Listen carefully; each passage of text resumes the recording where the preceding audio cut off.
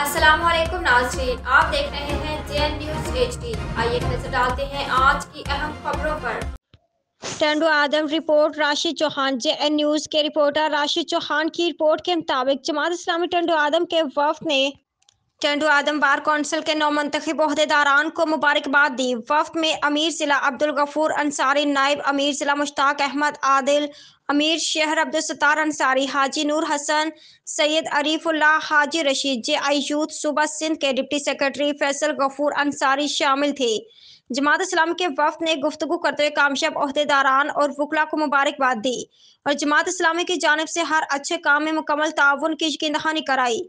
नौमंतखब सदर Tando Adam bar council Abdullah Khattak advocate और secretary Mohammad Ashraf Panhwar advocate ने जमात के वफ़द का शुक्रिया अदा किया और उन्होंने कहा कि हम एक अज़्म के साथ मैदान में उतरे हैं। इंशाअल्लाह हम बार कौंसिल के फलाह बहबूद के लिए अपने तमाम वसाइल बुराईकार लाएंगे, इसकी तामीर और तरक्की, बेहतरी और आवाम के मसाइल के लिए अपने वकला के साथ हर वक्त अपना किरदार अदा करेंगे। JN न्यूज़ टंडू आदम।